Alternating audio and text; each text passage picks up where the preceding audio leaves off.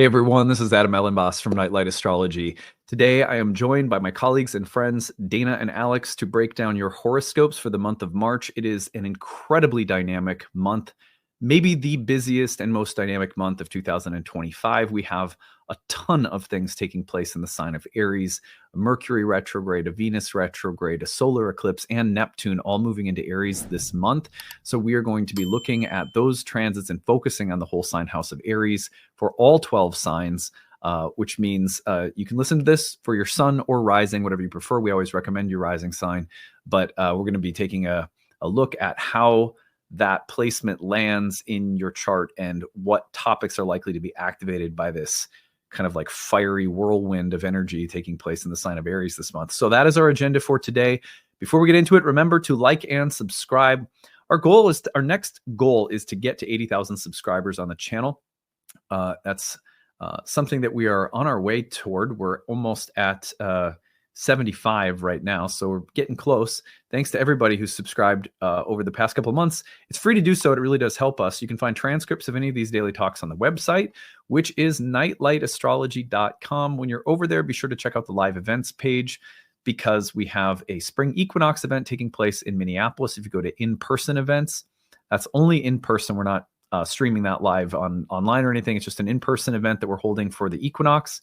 And then we also have monthly webinar taking place in early April on the third house and the meaning of the third house. So check those things out, and we hope to see you at some of our events soon. On that note, I'm very happy to welcome Dana and Alex back to break down your horoscopes. Hey, guys. Hey. I'm wearing my Aries red. I'm ready to go. Oh, my God. It is like the month of fire. Holy cow. Yeah. God, I know. Yeah. I mean, well, let's just like start by outlining what's happening. And then I'd love to just get first takes and impressions from you guys. We can see this is March 1st. And the beginning of the month, the moon is in the sign of Aries on the day that Venus stations in the sign of Aries on March 1st to turn retrograde. Technically, the retrograde motion begins like the next day, ish. So the first 3 days of March, you get the moon in Aries while Venus is turning retrograde in Aries. And then the next day, Mercury enters Aries, where it will soon go up to that 9/10 degree marker and turn retrograde on Venus, and Mercury will conjoin while Venus is retrograde. Mercury gets to about 9 degrees and stations and also turns retrograde by the 15th into the 16th. So the first half of the month, we have two planets turning retrograde in Aries back to back at almost the exact same station points. That's something. Then we're going to see as the month continues that we get into the sun will enter the sign of Aries. Of course, that's the spring equinox. From the standpoint of the northern hemisphere, we'll have a Mercury cazimi in Aries. And then we're going to get a solar eclipse in the sign of Aries on March 28th. That's a big solar eclipse with an exalted sun. And then the very next day, as if this isn't enough, we'll have Neptune entering the sign of Aries on the 29th. Here you actually see it on March 30th, but it's right thereafter on the 29th. So from the first part of the month to the end of the month, we have a Venus retrograde in Aries, a Mercury retrograde in Aries, a Venus-Mercury conjunction in Aries, a Mercury cazimi in Aries, a solar eclipse in the sign of Aries, and Neptune entering Aries. It's like, and this is why astrologers have really pegged this as one of the most dynamic months of the year, especially because when you have a solar eclipse in the sign that an outer planet is then moving into, making its first ingress. It's been in Pisces for a very long time. It's like 14, 15 years, something like that. It's a big deal. Now, if we flash forward just 2 months, at the very end of May, Saturn will also enter the sign of Aries, another slow-moving outer planet changing signs, further emphasizing this very fiery sign of Aries, this cardinal sign that initiates the takeover from light to dark, that is associated with inceptions, starting points, the new and the young, and the seeding point of this is the first sign of the zodiac. So I I'll reserve some further thoughts for a little bit later. I want to let Dana and Alex first just comment on this conflagration of fire energy in the sign of Aries. Like what comes to your mind when you think about this this month of March? It's gonna get spicy. I mean, that's one thing we can all just say right out of the gate. I think for me, right, the Aries energy this month, the context of it has to come with all the Pisces that's coming before it. Like Pisces and Aries are both so emphasized this year in different ways. Jupiter and Mars are so emphasized in different ways this year. It feels a little bit like, these last 2 weeks of February is like, but there's Pisces and I'm not sure. And I just am in my feels and I feel a little bit in my sort of, a little cocoon and I'm not sure. And you get into Aries, it's like, you can go fuck yourself. I'm taking things over, like it's a really like, yeah, it's like, there's a sudden, like, to me, it's what's the image I just had in my head. It's like someone just like switches the power back on and you go, whoa, hang on one second. What's going on? And there's an immediate rush of energy into creating, sometimes not always well thought through. I'll say that it's something that can just kind of like explode. But I think it will feel, on the positive sides of it, I think it will feel empowering. I think it will feel refreshing. I think it will feel like things that maybe have, with all these retrogrades and all the water that's been in the air, especially with Mars retrograde in Cancer, it might feel like there's like finally some gas in the tank of us moving forward, especially now that Mars that's hosting all this is moving direct. But it is a time where I think discernment is really important. The mindful pause is really important. The ability to say, like, do I really want to create this? Because Aries is actually a very creative sign, but it's like it's immediately creative. It's very immediate, and it doesn't always think through its creations. So I think it's going to, whatever it is, it's going to be interesting. That's my professional astrological take on that. Yeah, I'm seeing it in a similar but slightly different view. Definitely thinking about Aries and Pisces as a whole. Like if I think about the arc of March, we are starting something kind of that's Mercury and Venus moving into Aries. And then we realize we've got to backtrack and we go back to this liminal Piscean space. Meanwhile, the energy is just like building, ramping. And the end of the month is just like this crescendo mic drop moment. And it feels like a path just opens up, like some new information, some new something. All of a sudden, we were going this way, but now we can diverge completely. And we're like, okay, now what? So I'm really excited to see what we find out by the end of the month, because I think it will really change our options and where we want to go next. Yeah. Alex, go ahead. No, I just love that. That's awesome. Okay. I thought you were going to add something. Yeah, I feel like the qualities that I can boil the temple of the ram down to include inceptional, meaning it likes to start things, ambitious, impulsive, brave, determined. Those kinds of qualities, when they surge suddenly, strongly in big waves like this, feel like they will probably coincide with events that take place, let's say collectively first, that catalyze decisive, new, bold actions. Perhaps new battles or fights or heroic missions or crusades, because Aries certainly can invoke those kinds of things. But on a personal level, it's when events conspire to make you realize this requires something totally different from me that I've ever had to do before. This requires some feature of my strength or my character or my calling or my dharma, whatever we want to call it, that I have never had to call forth before, like this, or in this way, or in this direction, or something. And it also makes me think, like, especially with Neptune entering Aries, Neptune can be a planet that is so overwhelming. And when it enters a sign, I remember when it entered Pisces, it was right around the time of the Fukushima disaster. Do you guys remember that? I think there was an ingress. I'm pretty sure, if I'm getting this wrong, then that's my bad. But there was a Neptune ingress, and there was a major oil spill around Neptune's entrance into Pisces that I'm remembering as well. anyway, there were events collectively that made you go, oh, wow, we've got a new Neptune's moved into this watery sign of Pisces, and there was the tsunami, or was it the tsunami? Do you guys remember? Was this Fukushima thing related to a tsunami? I think it was related to an earthquake, but not necessarily a tsunami. Okay. The big tsunami in Asia was, I think, 2006. Yeah. Okay. Yeah. It was an earthquake then. Whatever the case may be. I just remember that event and maybe an oil spill. I could be getting this wrong, but the point is that typically when outer planets transition into new signs, you get some pretty big events that immediately invoke the archetype. Think about the alien UFO stuff that came up as soon as Pluto entered Aquarius, that kind of thing. Or some of the political transformations that occur as soon as Pluto enters Aquarius. You start seeing it. So we're going to see some of that, I imagine.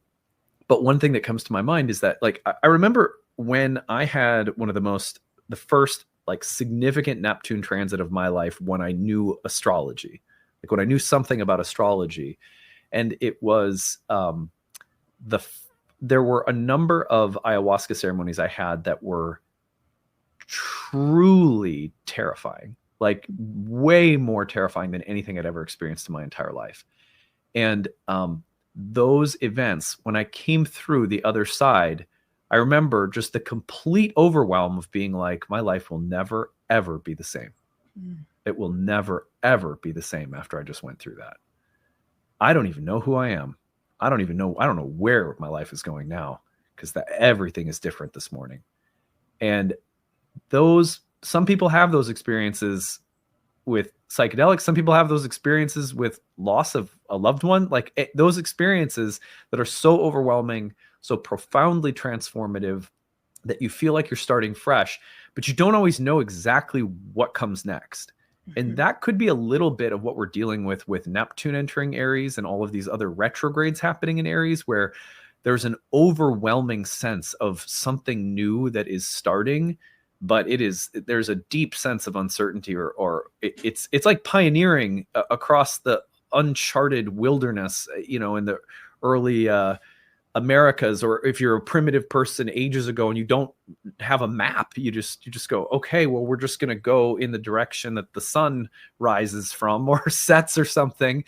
Or if you're a navigator out in the ocean and you're just charting, you're into uncharted waters. It's like, oh, well, I have no idea where this is heading. And I think there might be a little bit more, because sometimes we think about Aries as very decisive. This is what I want. This is what I'm doing.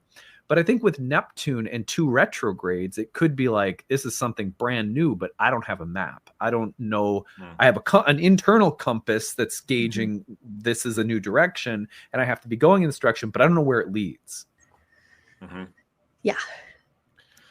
Yeah. This is, I think what's interesting, first of all, just something quick aside before I forget it, is if you have planets around that 9-degree area of Aries, Libra, Cancer, or Capricorn, it's going to get lit up for the next month. It's just something to really notice, like between like 6 and 12 of the card in the signs, you want to look for that. I just wanted to say that before I forgot it. But I love, Neptune also, though, is, Adam, I love what you're saying, is that sense of overwhelm.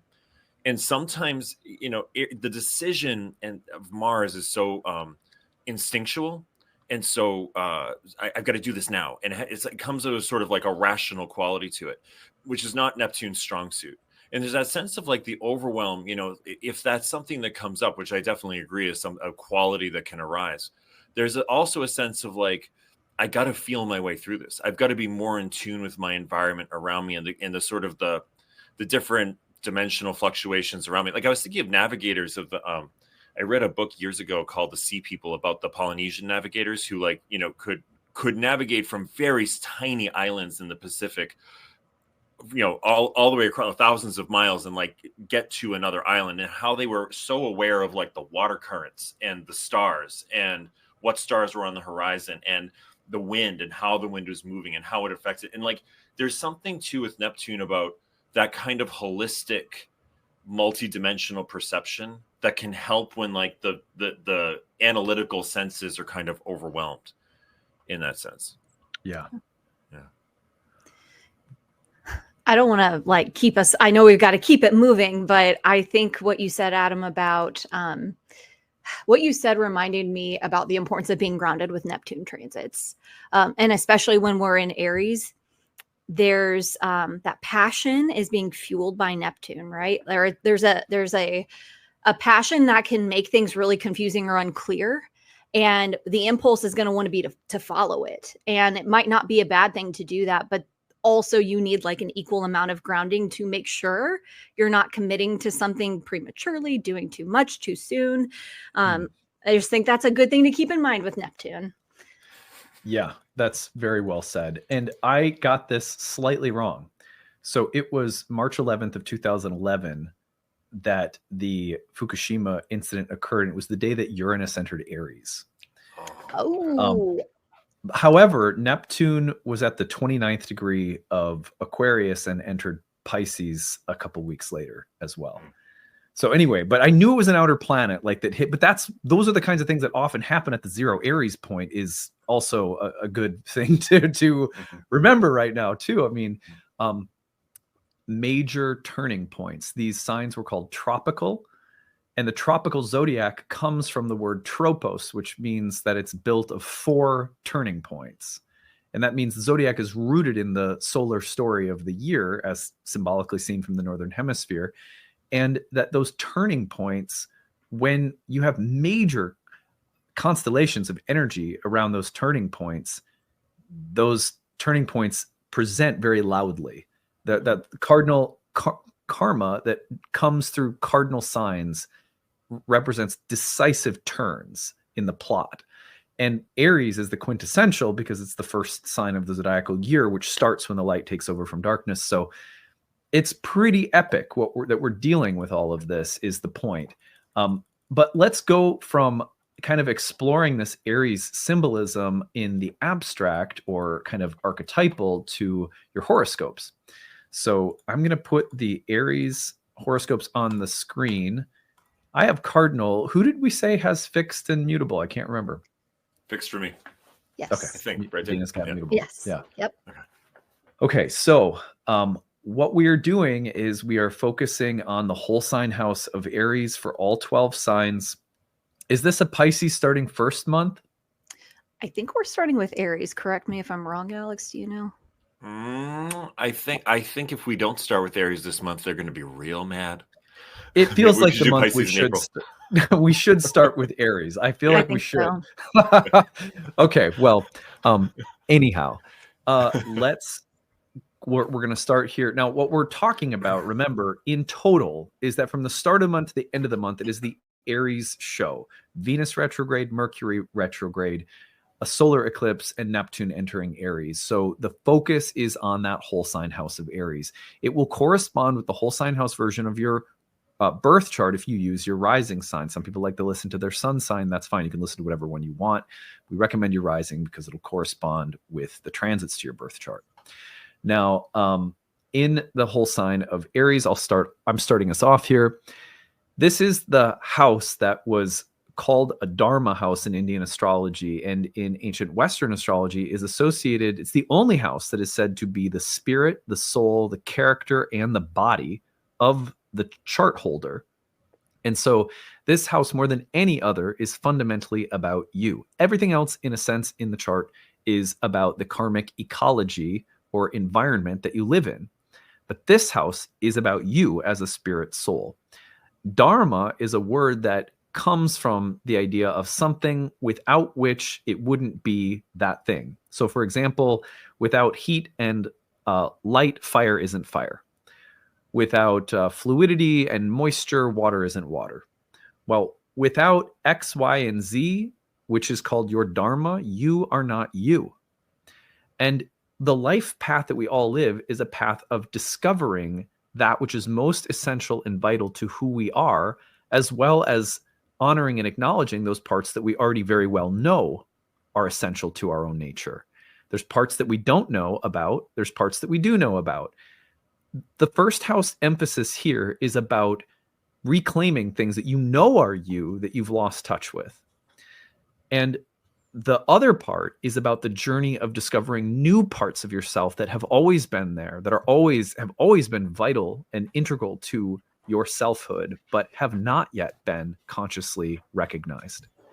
And so the month of March is starting a process that will continue to unfold for many years to come now, with Neptune in this sign, with Saturn about to come into the sign, that really has to do with acknowledging, this is me, I need more of it. This isn't me, I need to get rid of it.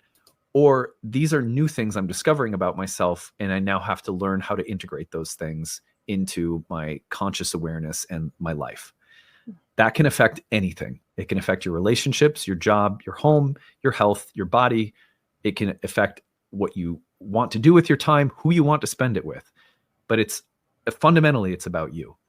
So start there with Aries. What do you guys think? Anything you want to add here? You know, I'm thinking about the Mercury and Venus moving back into the 12th. I love what you said about essentially like spiritual self-reclamation. When I think about Neptune in Aries, I think about, like I said, I keep seeing like a fire kind of burning a new path. So I think for all of us, it might feel a little bit like something's been taken away, almost like I have to have this new sense of self if we're talking about Aries risings, because something has changed. And this identity or way that I saw myself, this self-image that I thought I had, is fundamentally different. Something has irrevocably changed, and it's going to take you inward. And so I think that's what the retrograde planets moving back into your 12th house kind of speak to here, is there's a little bit of, I don't know if reconciliation is the right word, but like we've got some things to untangle and figure out as this new path opens up. So it's this, as you said, the start of something really powerful, but I think it will kind of start off with a bang for Aries risings. Yeah, I love what both of you guys are saying. I think that there's something about I keep seeing these Venus and Mercury retrograde here as like kind of preparation, a bus back onto the scene. That's kind of how I'm feeling, like this is a preparation period where there's probably been a little bit more with all these Pisces planets. In February, you have your ascendant ruler in the 4th house in Cancer. There's probably been a more private time than you're used to, or a time going inward or reflecting. You know, I love, Dana, what you're saying about going inwards, right? And it's kind of checking out, who am I, and the plate shifting under the surface of your identity. And then Mercury and Venus going retrograde in your 1st house really strikes me as like, I'm preparing for like my comeback tour.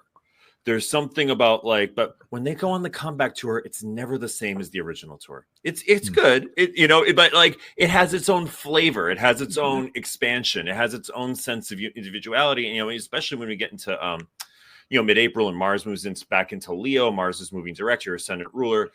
Mercury and Venus move direct through Aries. I think that there's going to be a really interesting dynamic time that comes after this. This may still feel like one more sort of pullback of the slingshot, so to speak, that you're just kind of going over something to really prepare to launch a new self into the world. Yeah. Love that. Let's go ahead and we'll move into the whole sign of Taurus. So you could listen to this for Taurus, Sun, or Rising. And this places the major emphasis of these transits in Aries into your 12th house. So if I put this, so for Taurus risings, and you have these retrogrades happening in your 12th house after a lot of 11th house transits, I would be interested in shifts that have happened in boundaries or discussions within your social groups that are leading to you uncovering a hidden sense of power. And that may be with the ruler of these eclipses being in the 3rd house, something about like the something that's very common to your experience, especially emotionally, or that's kept you feeling kind of safe, has gotten needled. It's gotten agitated somewhat, but kind of in a healing way that allows you to be like, oh, hang on a second, if I'm agitating this, this is drawing attention to something. And as I draw attention to my environment and my mind and the things that I take for granted every day, I actually see this as sort of like there's a hidden sense of like individual power that comes back from the 12th house. There's something that all of a sudden, with Uranus also having lit up your 1st house now for, the last 7 years, there might be something that's a little bit more behind the scenes, almost like lava flows underneath the surface that are moving things and shifting things and changing things in your unconscious, that are revealing an ability to sort of make a decisive and bold change that is not always the easiest thing to do for a Taurus or for a Venus ruled sign. So I think it's really interesting, but I think it begins from this sort of like shift that's going on in the 11th house, like the allies, friends, you know, boundaries with that Pisces. You could see boundary stuff coming up around that, but it shifts stuff under the surface. It's not immediately apparent. It starts to make itself known later on in the month. Yeah. I'm excited for Taurus risings. Adam, you'll have to report back and let us know how this goes for you. Yeah, but I'm listening first. This is my time. I do always look forward to my horoscope on these calls. I know. But, you know, I think this is really profoundly spiritual. And I think a lot about just this release that Neptune can provide. Perhaps this month is about understanding for Taurus risings where you have like bought into the illusion of separation from like a very spiritual perspective, right? Like in the sense that we think about the truth that we're all one, we're all connected in some way. Maybe you are understanding the ways in which that's happening. You've accepted that lie that you're separate or we're all separate on a really personal level. Speaking to Alex's point about the 11th house, maybe you're realizing like, oh, I do belong in this group and I didn't really feel like I did. Like you're in turn, maybe realizing the ways you've kind of held yourself back or kept yourself separate or stopped yourself short from doing things that you really wanted to do, which I think about with the 12th house. So I could see too, really getting some validation and some help from your friends with Mercury and Venus moving back into your 11th house and then stationing direct. One thing we didn't mention that I meant to bring up at the beginning is that Mercury and Venus are going to hit the North Node, right? Before they station direct. So that's happening as Venus enters. So as Neptune enters Aries. So even though there's this huge emphasis on Aries, we really can't discount what's going on in Pisces because that is like in the background, like the base in the background, right? So for Taurus risings, I would be curious how your friends are helping you see, like what Alex was saying, your deeper power and how that's helping you see the deeper connections you have to humanity. I can reflect on what the Jupiter in Aries transit was like and the eclipses in Aries in the 12th house for me as a Taurus rising. And it like kind of abstractly take from that and make it into something that might be archetypally relevant for other Tauruses out there, which is that, being a Venus ruled sign, there's a lot of emphasis placed on, am I a presence that contributes to the feeling of ease and stability? You know, like does my presence feel enjoyable and aesthetically pleasing to other people, whether that's something like makeup or outfit or physique, or that's something like your attitude or your ability to harmonize socially. There's something about the 12th house Aries energy that's like, come on, just admit it. You don't give a fuck. You don't really need to care all the time about what everybody thinks about you. And so there, I could also see there being this way in which we see a different kind of social identity that's forming that has some greater respect for the individuality and differentness or apartness or even the edginess of who we are as Taurus risings, right? That it's like, look, if you find me offensive, then I will leave this group, right?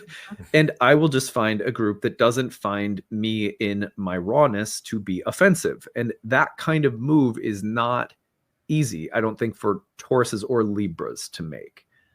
And so the willingness to be apart or individual or separate somehow comes to my mind as something that could be emphasized. And there's also something to be said, like I think of the 12th house as a very monastic place. I wonder what individual private pursuits are becoming important for Tauruses.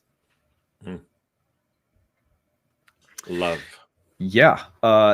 So let's go on now to Gemini. We'll place Gemini on the ascendant, which brings these Aries transits into the 11th house. Okay. So for all of us, I'm kind of conceptualizing Venus and Mercury's trajectory over March as starting something, needing to rethink it, going back to the like liminal gestation drawing board, and then coming back again to start anew with this new information. What that means for me with Gemini risings, two levels here. First, it could be like who you are in the group, thinking about the 11th house, of course, but then also the 10th house. There's something important about Gemini's kind of stepping into a leadership role right now. And this is ongoing with Neptune in your 11th house too. I could really see Gemini risings like using that mercurial power now in the group, kind of being the spokesperson, the advocate, really fighting for a cause. And then, yeah, Neptune really just like emphasizing that. But this could also be not just about your friend groups, but about your aspirations, what you want to do, especially considering the connection to the 10th house that all of this astrology has in the month of March. I think that where you're going, like your vision, your long-term plan is changing, and it might have to do with the groups you're a part of and how you want to be involved in them. I also think, we haven't really talked a whole lot about like the more edgy, or I don't want to say dangerous because that sounds so like there's no fear here, but with Neptune, like we can be a little delulu, right? Like that can happen. So Yeah. I just want to put out there, like the savior complex kind of might be a thing, maybe not necessarily in March, but as we continue to have Neptune in your 11th house here, you just might want to be aware of like where you're really going hard on something that you really believe in, fighting for a cause, and like make sure you take the time to get grounded, right? Before you really, really go out there. But I think that this is a really powerful time for Gemini risings to make their voices heard. I'm thinking a lot about with Mercury being retrograde, particularly in Aries as your ascendant ruler, something comes to me about like, as you individuate within a group and as you become your own sort of voice within that group, what fights are worth it? There are some fights that are necessary in order to sort of reclaim something. And I always think of Aries, I love Liz Green's description of Aries in Astrology of Fate. And I've seen this with Aries clients of like, what are you trying to reclaim? But what fights are worth it to reclaim? And you might be going over that during the retrograde period of Mercury. And I think that there also is, for Geminis, and I always say, with Michael, who's a Gemini, and I see this all the time with him, he will literally say like one thought and then the exact opposite thought in the next sentence, and then go to the exact opposite. Like he'll go back and forth. And I can see the twins, kind of going back and forth as I watch him sort of like bring something out. I'm like, you just said that. Oh. And that's how he's working things out. Like at first I was like, what is he? Oh my God. But then, and also, by the way, his son's opposed by Uranus. So that's something too. It's interesting, but that adds to that. But, that's to say that sometimes you have to pick one side, one of the stars, Castor or Pollux. You have to pick like the ability to sort of volley back and forth. The Geminis, I think that's how they work things out. And I watch that happen. You might actually have to be like, I can't volley I have to make a decisive course on one way and really go forward on that and really commit to that and really take action on that, particularly in the redirect motion that comes in April. So it's just something I'm kind of working maybe on a more personal level underneath that 11th house stuff going on. Yeah. Yeah. I'm looking at this and I'm thinking, for Geminis, like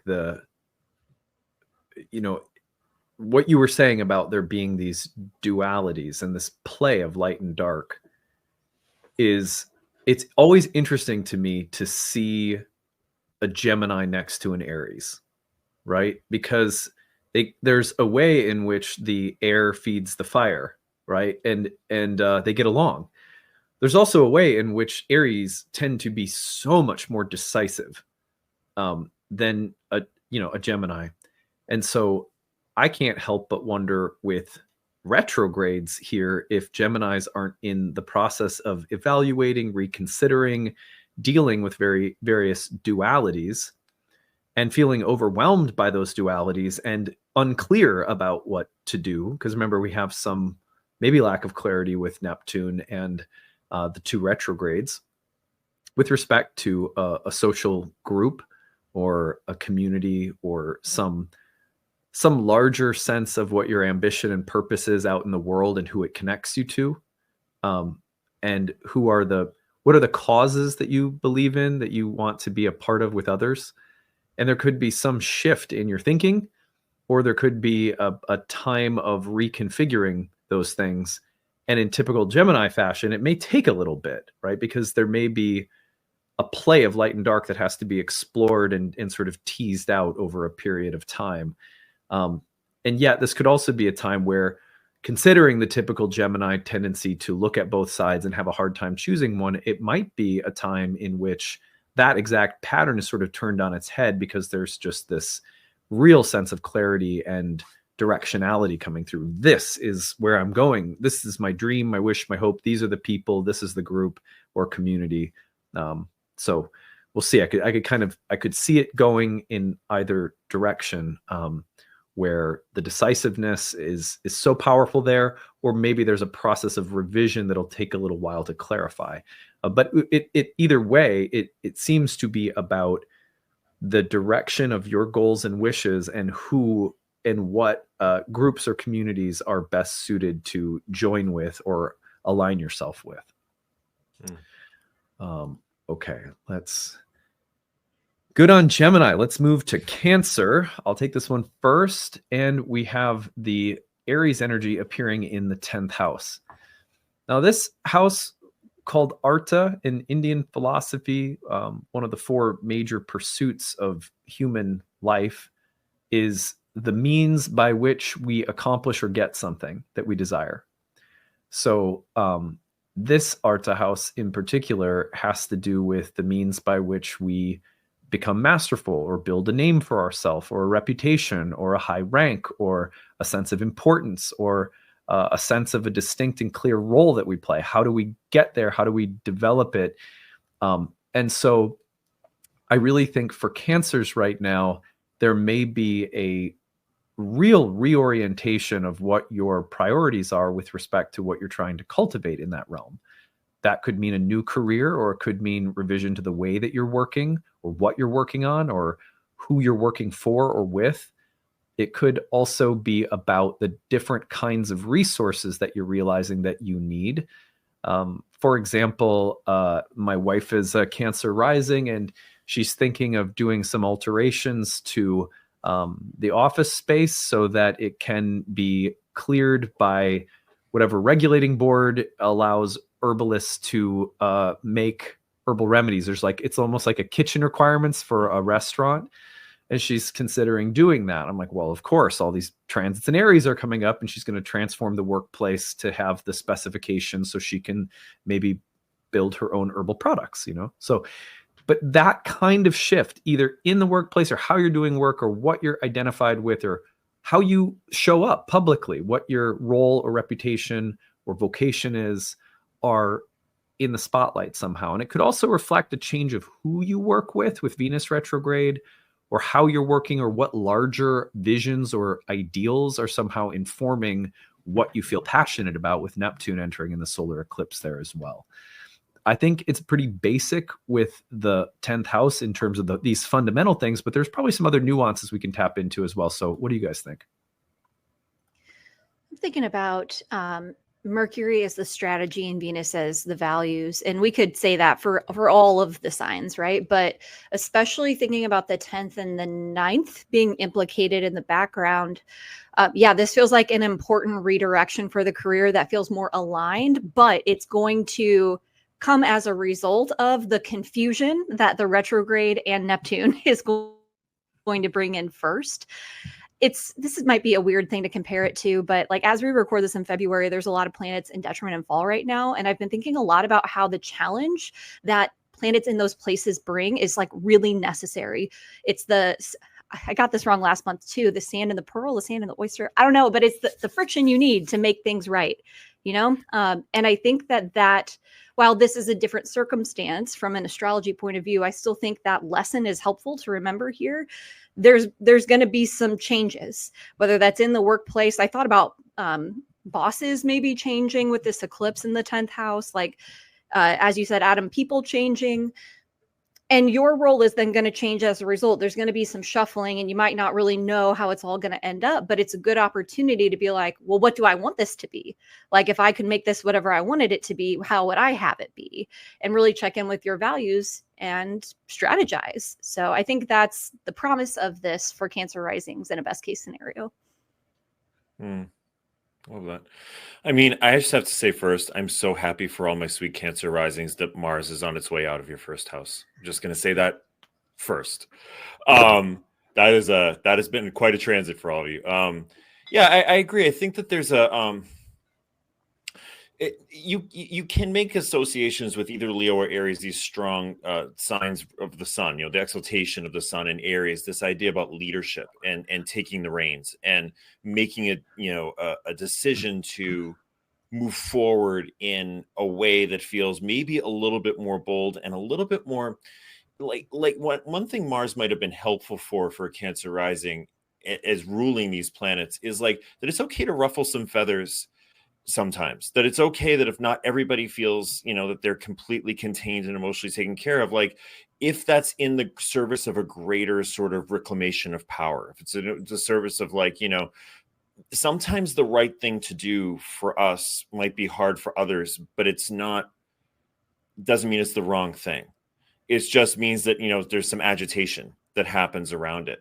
And I keep seeing this obviously could be happening in and around the workplace, that would bring up some fairly major changes that might feel for a second like, Adam, like you were saying about Neptune at the beginning, like I don't really know where I'm going with this, but I know there was some need for like a bolder, decisive path that may not be entirely clear, and not everybody might be super psyched about it, but that's not always a bad thing. Nice. Let's go forward to Leo rising, which places this major constellation of Aries transits into your 9th house. All right, for what we didn't have here, Leos.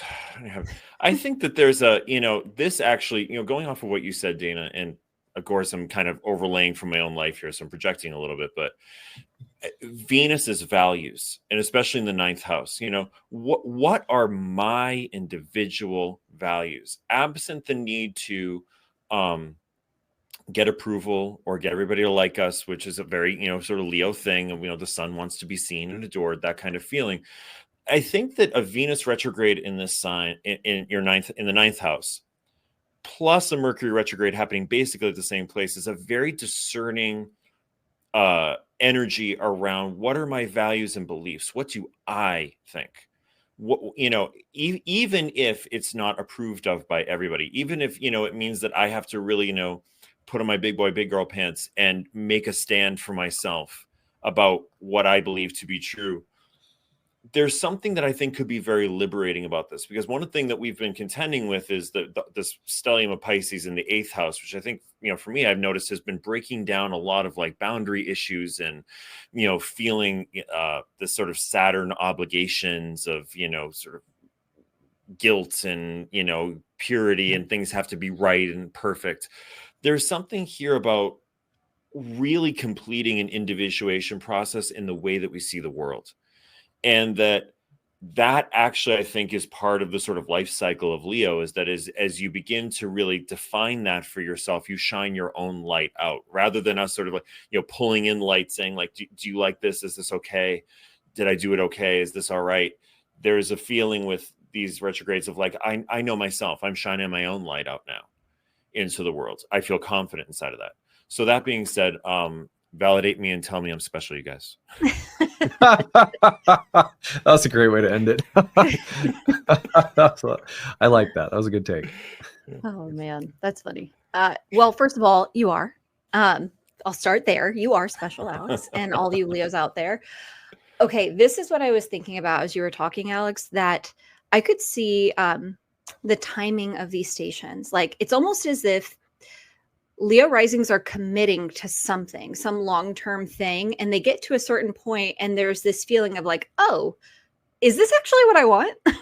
And then there's this rethink of, wait, I hadn't thought about this. Wait, this doesn't align with my values. Wait, there's some information that comes up. One thing we haven't talked about is, we're getting 2 Kazimis too in Aries. So I think as you move through these retrogrades, you might be getting clear on like, oh, this thing that I thought I wanted, this plan, this whatever spiritual path, maybe that's sort of specific, but there's something you thought you wanted that you are understanding the terms a little more deeply. And to your point, Alex, like going back into the 8th house, maybe you realize where you can let go of some of those things you thought you had to do, but don't align any longer. And then Neptune in the 9th house is this.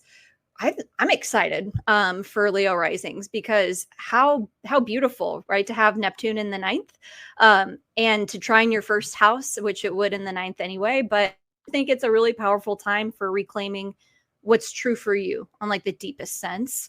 Of course, there's the potential for like getting lost in your spirituality too, but we don't have to worry about that quite yet, I don't think. Yeah, my wife has had Neptune in Pisces since I've known her.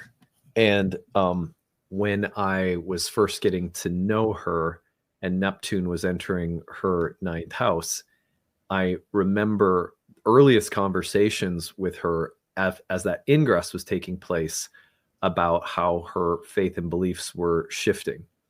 And she had always for a while been into yoga. She'd had psychedelic experiences. She was into plant medicine, but it was becoming clear to her that there was not, it was only going to work for her to be on a spiritual path in life. She was going to have to double down basically on the spiritual things.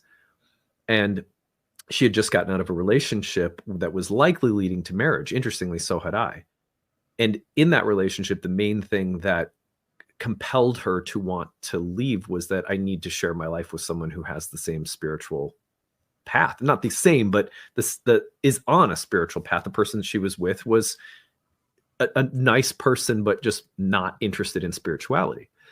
And that was a very clear, distinct value for her that started emerging around the Neptune transit into her 9th. I think it's interesting. The reason I tell that story is because with Venus retrograde there, I could see some Leos starting to have deeper conversations about the intersection between love or friendships or social life and your faith or spirituality, whatever that looks like for you. This could be a time where reorienting certain aspects of your life to compromise with other people. Like, well, your spirituality is different than mine, but we share spirituality, and I'm going to choose to look at that versus some other difference that we have. Or it could be, I have to reorient my life to prioritizing relationships that share the same goals and spiritual ideas about life in common. And I can't take relationships that won't feature that anymore. Pluto's just entered your 7th as well, of course, right? So I wonder about the intersection between the social dimension of life and relational dimension and spirituality, or how you're growing and evolving personally as a Leo, and how does that accommodate your social life or not, or what is the intersection between those things? That has already begun. That process. Yeah. Okay. Yeah. And I mean, and I think I imagine I can't. I don't know, Alex. You tell me. But I imagine that all of these transits moving in there will also be about, to what extent can I be alone and unique in my path, and to what extent does it need to be shared? Absolutely. Like, that's a question for all of us, really. But it really, to me, it could really be highlighted with Aries in the 9th. Mm-hmm. Yeah, no, that's definitely spot on. I think and I've noticed that kind of happening organically in my life, especially it's really been with friendships. It's just like this. I'm orienting my life in this particular direction. It feels true to me. And, the vibrations just don't align as much anymore. And that's okay. And I've learned that that's okay. That's been the big lesson for me. That's okay to just let that fall away. Yeah. Yeah. Anything you guys want to add before we go to Virgo? I just want to say quickly that I'm very happy for us as Leo risings that we're moving Pluto and Neptune out of the 6th and 8th houses. This is going to feel very different. This is going to be a very interesting time to watch for this summer as Neptune moves into the 9th, and we have the outer planets out of difficult houses for the first time in like 12, 15 years. Absolutely. Yeah. Absolutely. Right. We put Virgo on the ascendant. So Virgo sun or rising, you can listen to this. We have all these Aries transits taking place in your 8th house. Okay, here's what I'm thinking about.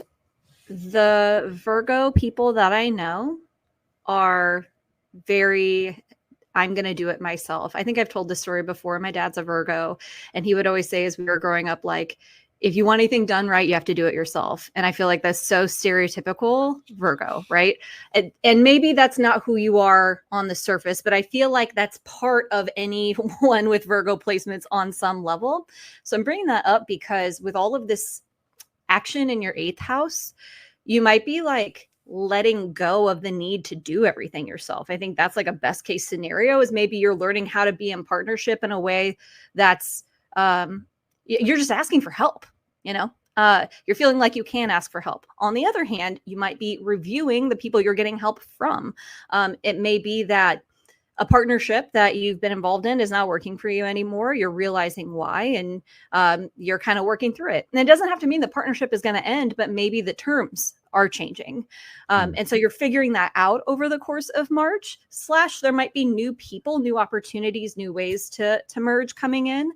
I also kind of like this as a like a different flavor of the spirituality we talked about with the 12th house. Like maybe you're just sort of understanding things on more of a spiritual level around this time. But I think overall, like if I had to summarize it in a sentence, this month feels like an opening where I can let other people in a new way that might really help me explore new territory that I haven't been able to explore before just on my own. Whew. Yeah. 8th house. I'm thinking of a few Virgo risings that I know.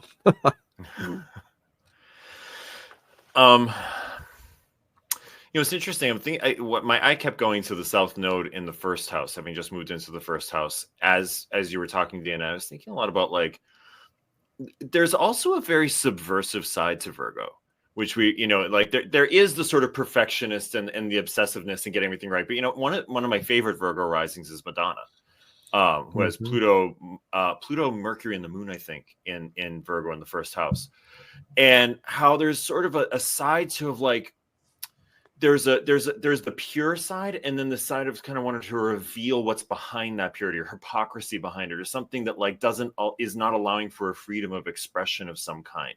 Look at all, especially Madonna's early stuff, even just like a Virgin, the song,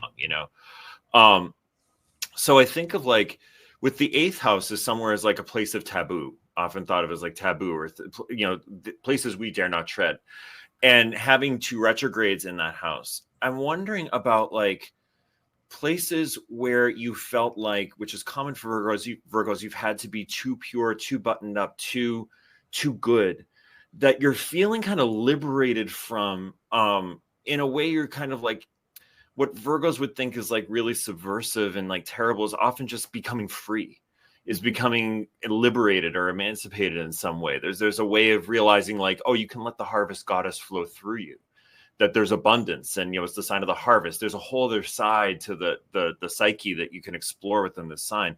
And I think I'm actually kind of excited for some 8th house transits there. It may feel a little uncomfortable, but it also can be a place where like there's a freedom that comes from like sort of subverting that perfection that you feel you have to hold on to so tightly.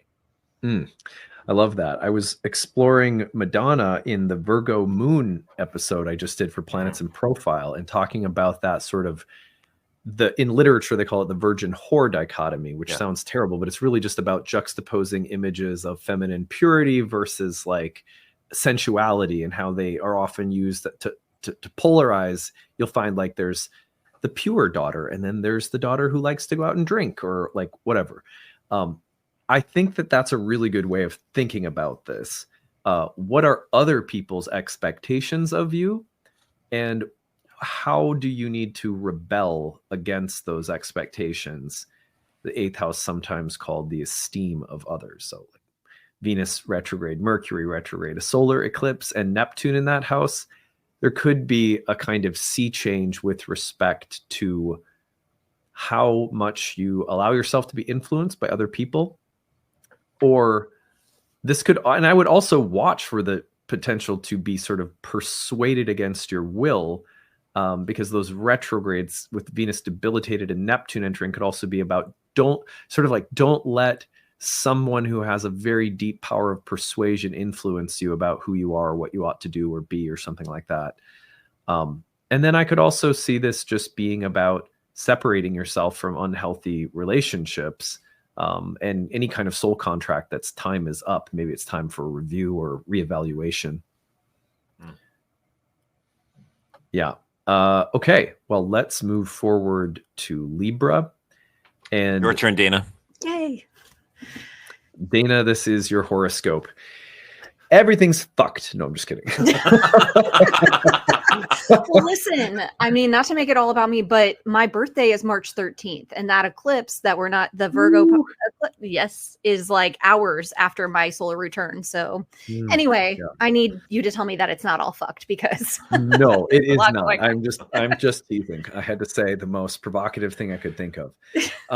So the Venus Mercury retrogrades in this house, to me, suggest that for Librans who are in relationships that are on the rocks, this is probably a time of separation, departure, divorce, breakup, because that's how Venus retrogrades in the 7th go. I mean, it's textbook.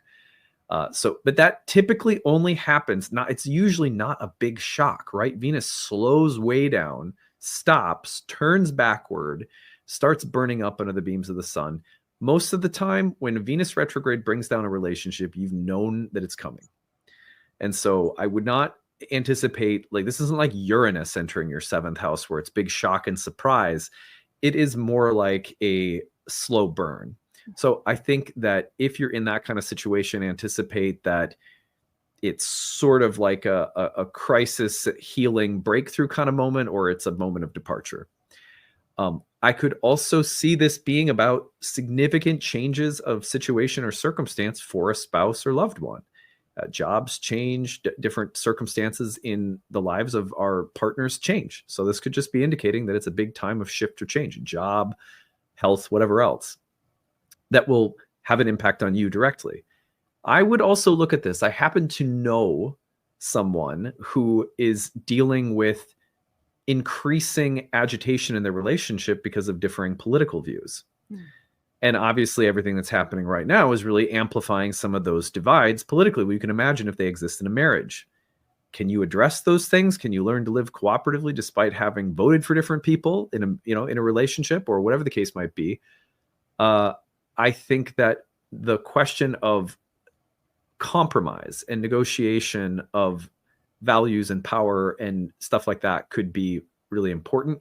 There's also a way in which Librans may need to act out or be more decisive or courageous or bold or assertive, or get bowled over by someone who's being that way. And I don't think you want that. So I could see some of those tensions between diplomacy and assertiveness sort of being a marked part of this month of March. I'll leave it there. What do you guys think? I think one of my favorite qualities of Venus and Aries is she takes no shit. Just I've seen that in readings. I can't even count how many times. Just like no, we're not going to do that. I'm going to do it this way. The way we're creating harmony is I'm doing my thing, and you can come along with it or not. And I think that there's a time for that. And there's also a time for, what Libras do best, which is the sort of diplomatic, I see both sides. I see your side and I see my side. And I think it's a little bit what I was kind of saying with Geminis. There might be something where in relationships, you're starting to consider as a Libra rising, just because, and I may have said this before on this podcast, but I think it's an important point for them. Just because you can see the other side of an argument or a discussion doesn't mean that it's right. A lot of times what I see Libras do is, and I know this is a Libra moon, I've had to catch myself in this, is you say, oh, well, I see your point. So just because I see your point, it must be correct. I'm going to go towards that point. I'm going to sort of say, oh yeah, I'm going to compromise towards it. And actually sometimes there's a time to say, like, well, I see where you're coming from, but I still think this. I still have this idea. I still have this, way of seeing, or I have this viewpoint. And, the delicate art, which I think Libras are actually really good at, of knowing when to compromise and when not to. Classic diplomacy. What are the points we can concede on, and what are the points I just can't? To your point, Adam, like, can we get along with very different political views, particularly in a polarized environment, or is that not possible? Those sorts of crossroads may be coming to the surface.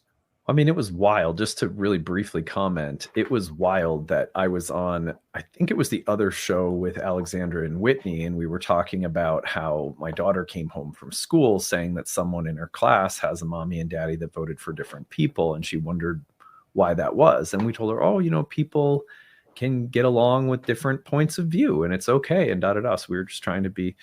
Well, she came back maybe like a month after the election and said that friend, her parents are getting divorced. I was like, oh my God. So then we had to have a conversation about divorce, which was also her first experience of seeing someone in the, like, this is a real person whose parents are getting divorced and she's sad every day in school right now. Like, what's going on? And I just couldn't. And then she asked, like, is that because they voted for different people? And I was like, oh, Jesus, this is, that's like, I don't know, sweetheart. It could have been anything, you know, that could have been one part of it. Who knows? But it was like, that was such, that's been a poignant example in my mind of how tricky it is to live with major value differences. Mm-hmm. Yeah. Mm-hmm. Okay. So here's what I'm thinking now that you guys have said what you've said.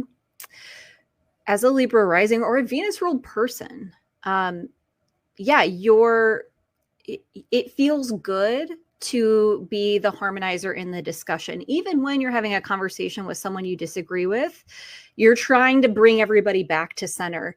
And this is a moment where it's like you recognize that that's actually not helping anybody, and it's definitely not giving you the relationship that you want. And whether that's a romantic relationship or not, I feel like there's going to be conversations for Libra risings where you're going to be given opportunities to say what you mean and mean what you say, and whether or not people like it. And I do think that you will have I don't want to say the guts, like we're gutsy, but sometimes it's hard. Sometimes it's hard to speak your mind in a room of people where you are anticipating people are not going to agree. But the problem with not doing that is you never give yourself a chance to see. Like you have to speak up for yourself. You have to learn how to advocate for yourself. No one else is going to do it for you. And I think this is a moment where we Libra risings are really going to like internalize that. This is a lesson we're learning for the rest of our lives, I think, but we're going to need to speak up for ourselves and in turn learn that you won't die. Like you're going to be fine. And in fact, things are going to be better because you're not going to be suffering in silence because you're too afraid to rock the boat. It's also, you know, so principled stance is another like term that or phrase that comes to mind when I think about this month.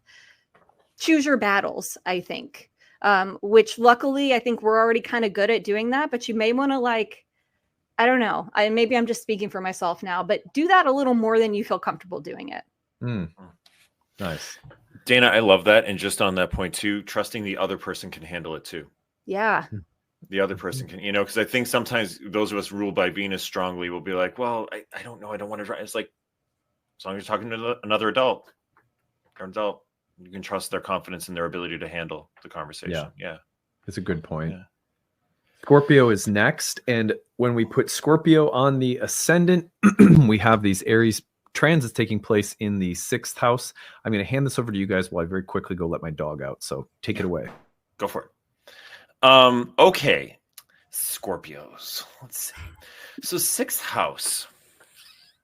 You know, I think of challenges that arise, or you know, one way I've really seen the 6th house, and I've had a boatload of 6th house transits in the last 6 or 7 years. So I'm speaking a little bit from experience here. My experience of this house is unforeseen journeys that you go on, sometimes hard, that you didn't expect to. You didn't think this was the way your life was going to go. This can be hard for Scorpios too, because the Scorpios really like to have their hands on the wheel and feel like, you know, like I've got command of this, you know, the whole psychological landscape of a situation. 6th house stuff tends to take you on a little bit of a detour, and sometimes a challenge that arises, which you haven't anticipated. It's just like, whoa, I didn't expect to have to deal with that. But I think that, you know, you have the retrogrades, which give you a chance to do something that you do really well, which is strategize, which is to use that ability to see the chessboard and figure out, okay, this is happening, but I don't need to take immediate action on it, or immediate action maybe isn't even possible with 2 retrograde planets in this sign. There might be something where you're starting to say like, okay, well, I see where these chess pieces fit and these chess pieces fit. I'm getting them ready. And then as we have redirect motions that start happening in April, especially as we get into May, it may feel like that you were like, I'm glad that I took the time to strategize. I'm glad that I took the time to like sit back, do what I do best.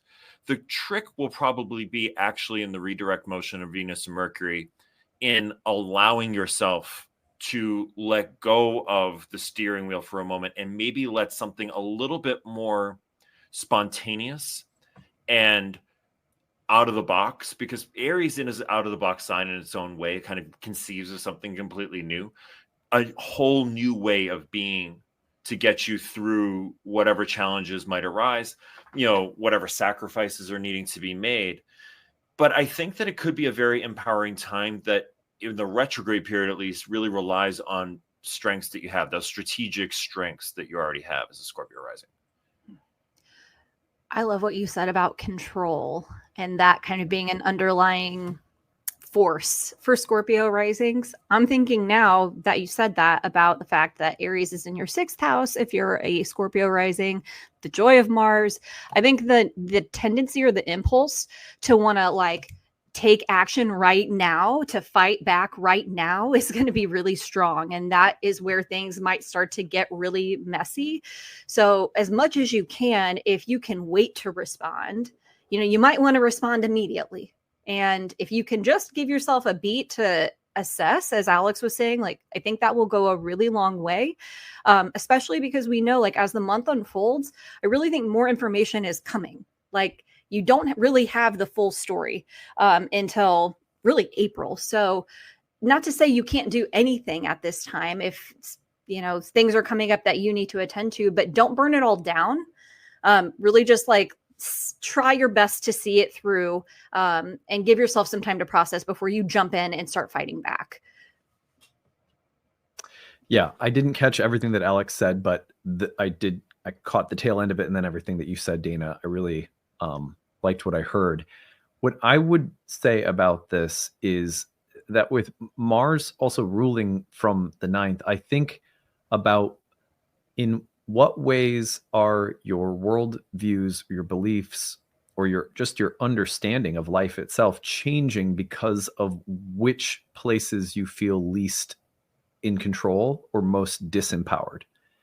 And paradoxically, that understanding that, I thought life was going to be like this story that turned out really well, and it was all going to be good. And I kind of thought I would be the exception from someone who had to experience any serious feeling of disempowerment or loss or grief or sadness or pain. How does your complete way of life get changed when you realize that that's not guarantee? When there's things you can't do anything about, you can't control, you can't cure, you didn't start, all the good stuff I think about from 12-step groups. How do you adjust to live in the world the Buddha learned about, right? This world that features gross unfairness between what one person experiences and the next. And how does that change your values and how you act and behave, or what you do with the time that you have left, or what you do with whatever season of life comes next? So I just wonder about how Scorpios are going through like something that they can't defend or protect or control, and that there's a vulnerability and then a reorientation that comes as a result that could be very paradoxically empowering.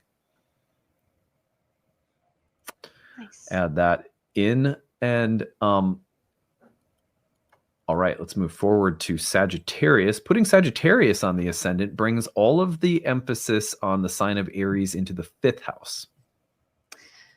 So I think about children with the 5th house, right? I think about changes going on with them that might feel personal. I think it always feels personal when it's your kids. It's really hard to feel separate from them when they're going through something. So I think that's just something to hold on to. If this is your situation as a Sag rising, I want you to just remember, like, you are separate, you know, and that will actually help you be a better parent, right? If you can kind of separate yourself a bit from what your kids are going through.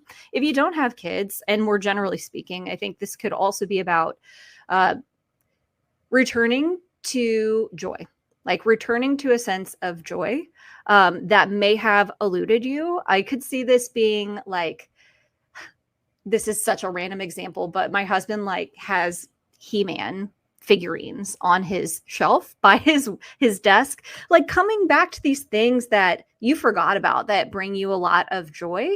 And with Neptune moving into the 5th house, I think too about how you might be, and I think Sages are perfect for this, like you might be that example for somebody else, like in you reclaiming your joy and your passion and what's fun and exciting for you. Like you set the example for other people, maybe even your children, if we want to bring that topic back into this. What a great example to give your kids to live a life of joy. So those are the things I'm thinking about for Sag rising. I think ultimately a more expansive, joyful life may be coming with Neptune moving into this place. Nice. Yeah, I agree. I'll just say quickly that I think Neptune moving into this house, I really see it. I'm thinking a lot about Neptune here. There's the ability to be really highly creative and like just allow your bountiful hope of the Sagittarius like to flow through your creativity, to express it, to look out at choose your cliche, the uncharted horizon or whatever it is, but to see that and allow it to fuel you. And, like you said, Dan, I love that. It'd be an example to others just by what you're doing. Let others follow it.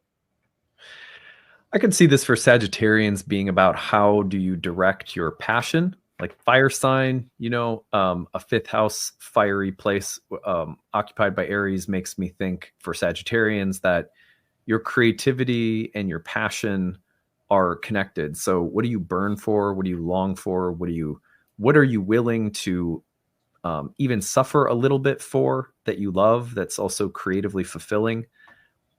Is that a relationship, right? Is that a piece of art? I think it could be also about what kinds of passionate drives end up exhausting you. I think of a Sagittarius rising that I knew when I was in college. I know in hindsight that this person was a Sagittarius rising, of course. They burnt themselves. They were very passionate and had a philosophically passionate streak and an academically passionate streak, but they also had a passionate streak for drinking and partying. Mm-hmm. And that crashed their other passions because it was too much in the wrong direction. So sometimes the reorientation of your passion is necessary so that it's being aimed at something transcendent that will fill your life with life force and be a constant wellspring of support, as opposed to something that drains and exhausts. And I wonder if that distinction isn't also at play for Sagittarians with some of these transits. Yeah. The drinking thing was something I meant to say, Adam. Thank you. That's one thing you might want to watch out for, Sag risings, is not to get lost in those things that take you out of your body. Yeah. We are moving along to Capricorn, and I'll take this one. All of the Aries energy for Capricorn Sun or Rising is taking place in your 4th house, which is the place of home and family, living environment, the roots and foundations of your life. So are you doing some literal reconfiguring of where you live or what the living space looks like or how it's arranged? Are there reorientations happening with respect to relationships in the home and family? Are there divorces happening, marriages happening, kids being born, people moving in not just your family, but extended family or a spouse's family? Are there significant changes with respect to family karma taking place because you're doing some healing work or you're going to therapy and you're starting to work on, you're looking at where some of this stuff comes from, and it's, sometimes those shifts don't result in having a conversation with someone in the family. They just result in an understanding in you that helps you differentiate and heal. But sometimes they also provoke saying, I can't spend as much time with a certain family member, or, everyone's different. So I wonder about healing, change, reorientation around the psychological and karmic dynamics of family, as well as the actual literal living environment. and relational dynamics within the home and family. Those are the key focuses for me. The fourth house, I see it as pretty straightforward, but I'll let you guys add some layers to this as well. I think that, for very diligent, responsible Capricorns, one thing that this could be very helpful for is we've said this in a number of ways, is the differentiation of values.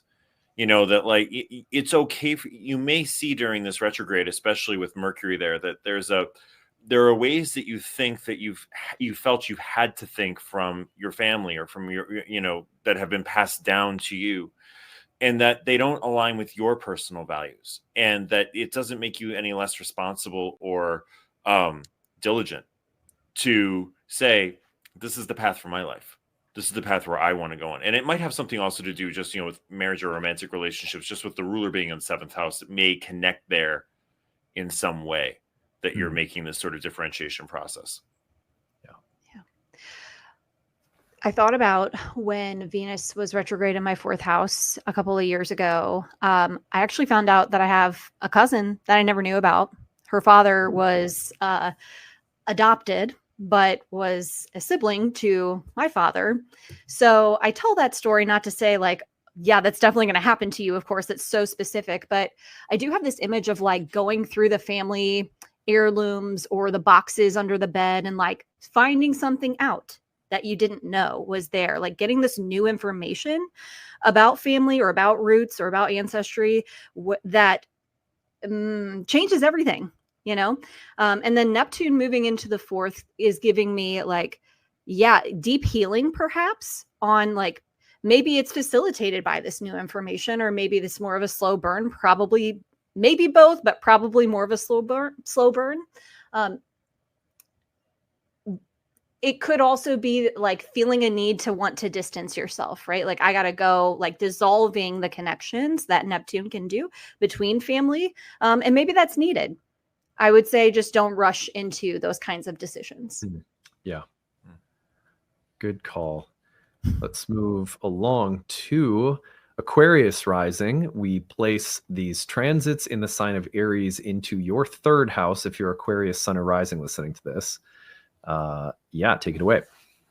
So for the genius cerebral quality of Aquarius, I think this is an interesting transit because Aries is so quick, but also, like we've been saying, it's instinctual and it's intuitive. The fire signs are instinctual and intuitive. And that's not always, this is a place where, as an Aquarius rising, if you're trying to sort of put the pieces together of rational data and the way that you want to move things forward, especially with Pluto having just entered your first house, the transformational qualities of that, this may be a time where your mind, which, the sort of the everyday space of your mind is also coming up with more intuitive, spontaneous, quick, creative ideas that could be really helpful, but you get to review it a little bit with the retrogrades. They're not going to immediately take off. And I think that might feel, especially with Pluto, which is such a primal energy now in your first house, it might feel like there's a balancing starting to happen between the way that you analyze things and the way you put things together. You sort of tie the data bits together, and you just kind of go on like, but this is what my gut, my heart, my spontaneous mind is telling me is necessary. This is a change that's needed, or this is an intuitive hit that I get, which they're not always rational, but sometimes the fire signs are really good at sort of stoking that creative, more ephemeral space within the mind. Nice. I have this vision for Aquarius risings of like walking through a house and realizing, oh, like this end table is actually in a really awkward place, just as a metaphor, right? Like there's something about the environment, the daily things that you do that you start to realize like, this is actually not working for me, or this way that I'm like communicating is not really aligned with how I truly like see the world anymore. There's a change in either the literal environment, or it could be a change in your mindset. Like you're just changing in the way that you see the world. I think that it's kind of similar to what we said with Gemini risings. Like this might be a moment where you have something to say, where you really feel like you need to like get a message out. So I would just say, take the time to let it marinate a little bit, especially while these planets are retrograde.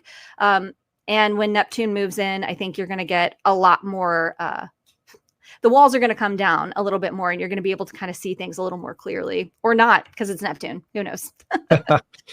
Well, I think about something very basic when I look at this amount of focus on the third house, which is siblings. And I think about sibling rivalries, and I think about things that resemble sibling rivalries with peers. I think that we could be looking at a time where, certain relationships fall apart due to competition or jealousy. We could also see maybe the need to let other people speak more, or to speak up more if we've let other people say too much, something like that. And I also wonder about, there might be a real shift happening with respect to how if you're an Aquarius, how you communicate yourself. Like, how do you express yourself through speech? How do you convey what's inside of you into the world around you? That mental, psychological side of the third house, I think, is important, because the third house is called the joy of the moon, and there's a deeply psychological component to the third house that I think has to do with also what we bring forth from us and how it creates and contributes to the environment, as well as what kind of impact the environment has on us, and how naturally or easily we feel like we can bring ourselves, our authentic selves, into it. So there's some kind of exchange there that's being looked at for Aquarians. All right. Well, finally, our Pisceans, we are looking at this combination of Aries transits in your second house. So we will conclude with this exploration of all of these Aries transits landing in your second. I'm thinking about a reevaluation of what you value. And, obviously we could be talking about actual money. Like maybe you are looking at your budget, you're looking at your finances, you're reorienting. But I think that there is, especially with Neptune coming in, something deeper than that, really about what you value on a spiritual level. And maybe the connection to what you physically have. This is an example or a rising sign where I think we definitely can't not talk about Pisces and all the action that's happening in Pisces. Gosh, you got Saturn in your first house, and all of these planets are going to be moving back into the first. So all of that just says to me, this is much deeper than like, what's my budget? It's really about like, who am I, and how does that translate into like how I use my talents, how I use what I have, what do I have to give, and how do I put it out into the world and make use of it? Love that. Yeah, I think that, this could be always about the money, honey. That's always just one way that shows up for sure. But I feel like Neptune moving out of your first house, and this will be quite a change. You've had this environment around you for a long time now, this energetic environment. There's something about a redefining of self that may come from reestablishing over the course of these retrogrades how you not just your self-worth, but I always like the term self-value better. Like that, as you value your sense and valuing yourself for who you are, your sensitivity, your gifts, your imagination, your ability to be compassionate, not feeling like those things have, especially with a mutable water sign, have to change and adapt and shift with everybody who's coming around and what they're needing from you. There's something about like, I'm just doing one more kind of reassess of my values, how I think, how I see the world, how I want to feel powerful. And that, especially with the North Node having just moved in there, Neptune moving out, there might be a feeling of like really sort of pulling into this reestablished sense of who you are that comes from those sort of powerful transits in Aries. I again think about the potential for conflicts coming up around resources, kind of like I was thinking about conflicts with siblings or peers. I wonder about what relationships are featuring conflicts right now around resources. I have what you want. I'm jealous of what you have. I need what you have. I want what you have. I don't like what you have. All that kind of stuff either pointed at you or maybe you experiencing it towards someone else. I would imagine any of these dynamics could come up. Also, maybe just a major shifting of values around material things and around money, or how much you feel that you need, or how you're going to earn it, or even I see these planets as potentially shifting the nature of a business that you run, or maybe even marking the inception of some new kind of business that you will run for yourself, which is very Aries in the second, or perhaps some other side projects you begin, or other kinds of assets or skills that you want to start developing, new resources that you want to build in the future that are somehow clarifying themselves for you right now. Yeah, I love that. Anything else you guys want to add? I'm ready for Jupiter to go into Cancer. I'm just going to say that. I'm ready. Yeah. I'm not making him he doesn't have to save us. We have to do our own work, but I'll just feel really nice in June. I'm just excited for that.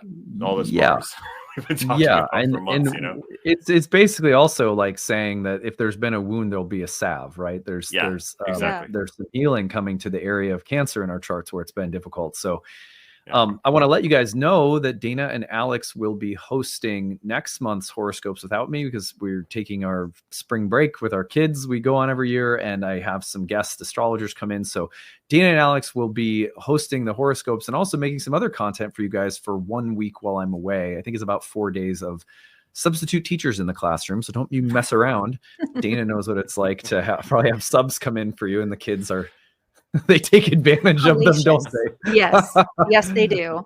It's universal, man. My dad did some substitute teaching in retirement just to keep busy. And he was like, man, if they give me a movie, I'm really happy, because then... But anyway, so on that note, let me tell you how you can get in touch with these wonderful people. Dana Solara, you can find on Instagram at selfhelpwitch, or on her website, selfhelpwitch.com, where you can book a reading with her and see all of the good things that she is up to. Follow her on Instagram for her astrology content. Alex is at alexamorosi.com. You can also book a reading with him there, or find him on Instagram with regular astrological content that he creates, Alex Amorosi Healing. I am very glad, as always, to have you guys on the show, and I know everyone will be looking forward to what you guys cook up without me next month. And literally from all of us, we hope that you guys all have a good month.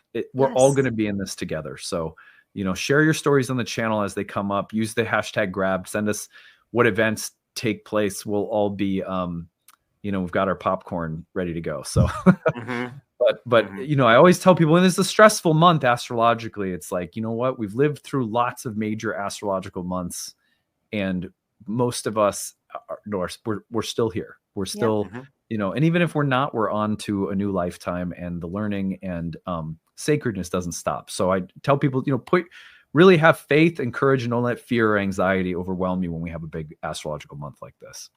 Mars has been the substitute teacher for the last few months, but it's like having Rambo as the substitute teacher.